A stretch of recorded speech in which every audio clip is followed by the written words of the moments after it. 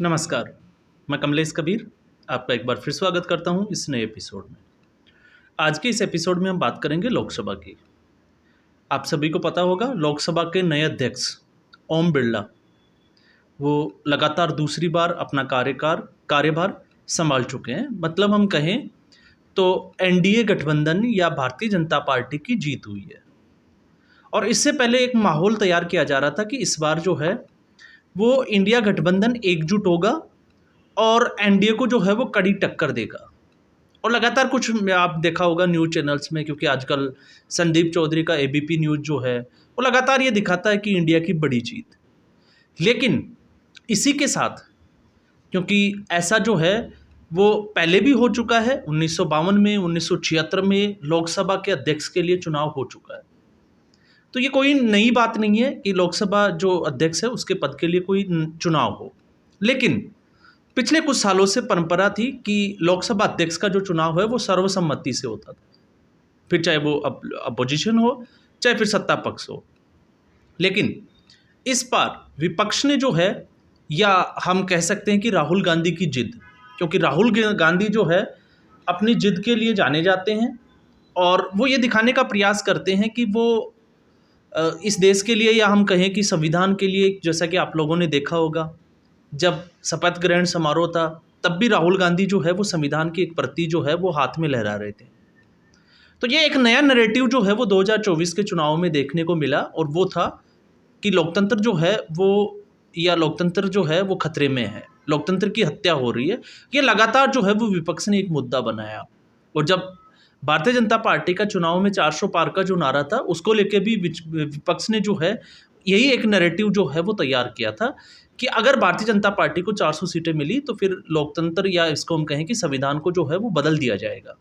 खैर, संविधान कैसे बदला जाता है इसके काफ़ी सारे वीडियो जो है वो राजीव गांधी के भी अभी जो है वो लोग राजीव गांधी को ट्रोल कर रहे हैं उसको लेके, लेकिन वो थोड़ा सा जो है वो अलग विषय है। लेकिन अब हम आते हैं मुद्दे पे कि विपक्ष जब इंडिया अलायंस के पास में 232, आप देखोगे अगर 240 से कम सीटें हैं, और उसी के अगर हम देखें तो सत्ता पक्ष के पास, एनडीए गठबंधन के पास वैसे तो 300 से ज़्यादा सीटें हैं, लेकिन 292 सीटों पे एनडीए गठबंधन को जीत मिली थी। तो ये साफ तौर से जाहिर था कि कहीं ना कहीं जो है वो एनडीए का ही लोकसभा का अध्यक्ष बनेगा अगर चुनाव होता है तो। और हुआ भी ऐसे ही कि भारतीय जनता पार्टी ने दोबारा से ओम बिरला को जो है वो लोकसभा अध्यक्ष का एक उम्मीदवार घोषित किया, नॉमिनेट किया। ठीक उसके अगेंस्ट कांग्रेस पार्टी ने, या इंडिया अलायंस ने जो है वो, आपको पता होगा, के सुरेश को लोकसभा अध्यक्ष का एक कैंडिडेट बनाया गया। और लगातार ये नैरेटिव बनाने की कोशिश की कि कांग्रेस पार्टी जो है वो दलित चेहरों के ऊपर दांव खेल रही है। और कांग्रेस पार्टी का इतिहास रहा है, जब भी उनको लगता है किसी पद के लिए कि कांग्रेस पार्टी जो है वो हारने वाली है या उनका गठबंधन हारने वाला है, तो वो इसी तरह की कोशिश करती है।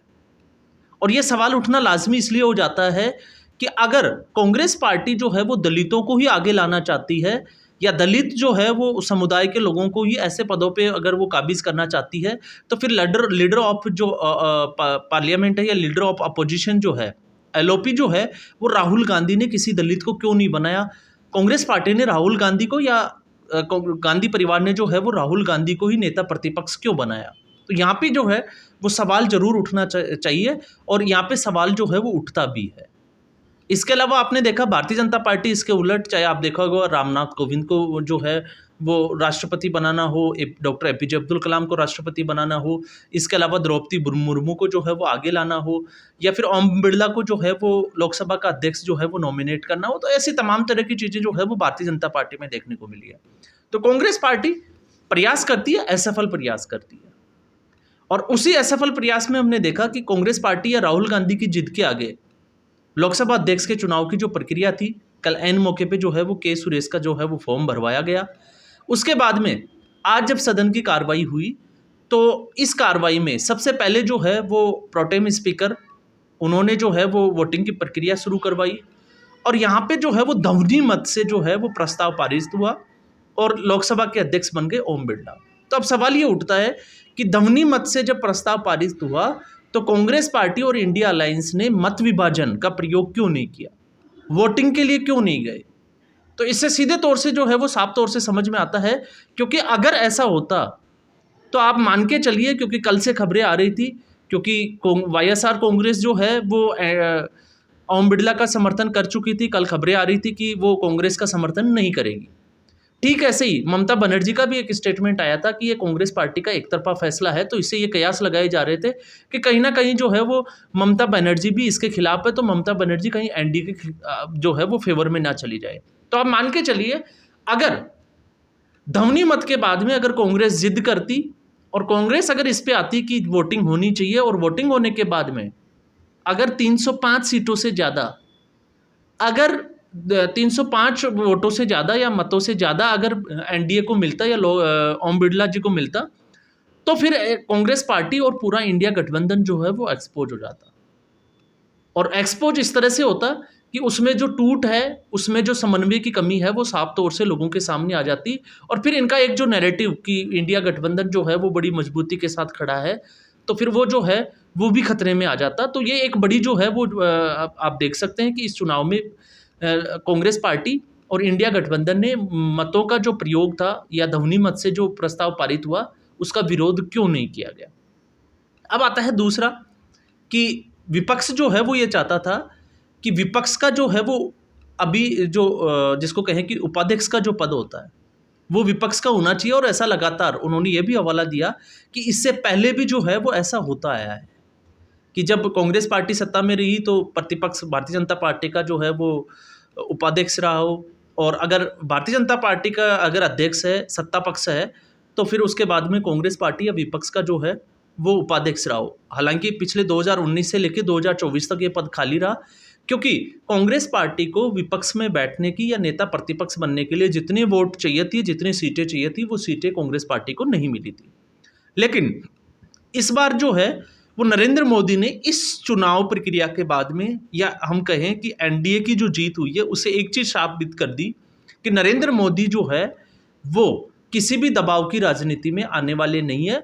उनका तीसरा कार्यकाल ठीक वैसे ही जाने वाला है जैसा पहला कार्यकाल और दूसरा कार्यकाल जो है वो गया था। क्योंकि आपने देखा होगा विपक्ष जो है वो लगातार नरेंद्र मोदी पर हमलावर था, और वो ये कह के हमलावर था कि भारतीय जनता पार्टी, क्योंकि भारतीय जनता पार्टी ने 400 पार का जो नारा था उससे वो बहुत पीछे रह गई थी। बहुमत से 272 का आंकड़ा था, उससे भी थोड़ा सा पीछे रही, 240 सीटें मिली।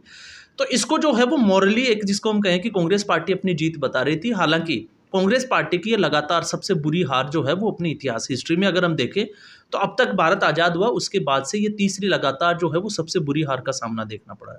लेकिन फिर भी कांग्रेस पार्टी की पिछले बार के 2019 के मुकाबले जो है वो सीटें बढ़ी और भारतीय जनता पार्टी की सीटें कम हुई। तो हम कह सकते हैं कि कांग्रेस पार्टी को गेन हुआ, भारतीय जनता पार्टी को लॉस हुआ। और उसके बाद में लगातार जो है वो एक बैसाखी की सरकार या नरेंद्र मोदी जो है वो बैसाखी के साथ चलेंगे। लेकिन जब प्रधानमंत्री पद की जो शपथ ली गई थी नरेंद्र मोदी के द्वारा, उस दिन भी हमने देखा कि लगभग जो है वो 70 से ऊपर 71 के आसपास जो है वो मंत्रियों को शपथ दिलाई गई, जिसमें से 60 मंत्री जो है वो भारतीय जनता पार्टी के थे। तो वहां पे भी जो साफ तौर से दिखाई दे रहा था कि भारतीय जनता पार्टी और नरेंद्र मोदी जो है वो इस बार भी किसी के दबाव में आने वाले नहीं है।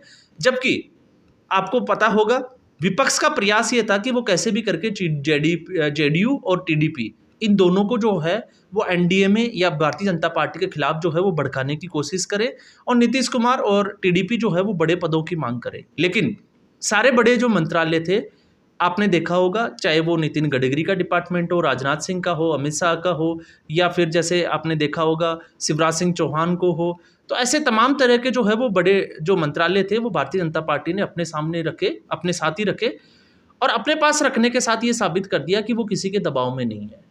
और जेडीयू और टीडीपी ने जो है वो बिना शर्त के वो चीज़ें मान ली। और अब ये दूसरा मौका था जब भारतीय जनता पार्टी को ये दिखाने का जो है एक मौका मिला कि भारतीय जनता पार्टी जो है वो बैसाखी से चलने वाली या नरेंद्र मोदी जो है वो किसी के सामने झुकने वाले नहीं है। और इस बार उन्होंने जो है वो ऐसा करके दिखाया भी। अब बात आती है कि आज जब लोकसभा की जो कार्रवाई हुई तो उसमें ये जरूर देखने को मिला कि आज हमने देखा कि राहुल गांधी और प्रधानमंत्री नरेंद्र मोदी जैसे पहली बार हमने देखा हो कि दोनों जो है वो एक दूसरे से सेकंड कर रहे हैं और फिर दोनों ही जो है वो ओम बिरला को अध्यक्ष पद तक जो है वो छोड़ने जाते हैं। तो ऐसा जो है वो कुछ देखने को भी मिला। तो इससे जो है वो कयास लगाए जा रहे हैं कि कुछ अच्छा भी हुआ। लेकिन उसके बाद में आपने ये भी देखा कि लगातार जो है वो संविधान की प्रतियां जो है वो विपक्ष के द्वारा दिखाई जा रही थी कि संविधान जो है वो खतरे में है, लोकतंत्र खतरे में है, संविधान को बदल दिया जाएगा। तो उसके जवाब में ओम बिरला ने आज एक मास्टर स्ट्रोक चला और उन्होंने जो है वो सीधे तौर से इंदिरा गांधी के इमरजेंसी या आपातकाल की जो है वो एक पूरी स्टोरी सुनाई।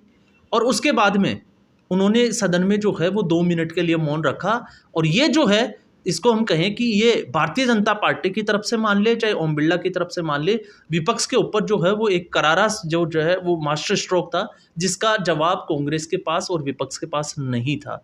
और इसीलिए आपने देखा होगा कि सदन में हंगामा शुरू हुआ और फिर सदन की कार्रवाई को स्थगित कर दिया गया। तो पहला पड़ाव जब शपथ ग्रहण समारोह हुआ था, तब नरेंद्र मोदी ने दिखाया कि वो किसी के सामने झुकने वाले नहीं है। और आज अब दूसरी स्थिति ऐसी बनी थी जब लोकसभा अध्यक्ष के लिए चुनाव होना था, लेकिन ध्वनिमत से जो है वो प्रस्ताव पास हुआ और उसके बाद में विपक्ष जो है वो मत प्रक्रिया में गया ही नहीं। तो इससे भी ये साफ होता है कि कहीं ना कहीं विपक्ष को भी ये पता था कि एनडीए के सामने वो जीतने वाले नहीं है, इसलिए उन्होंने जो है वो अपने कदम पीछे खींच लिए। अब बात आती है उपाध्यक्ष।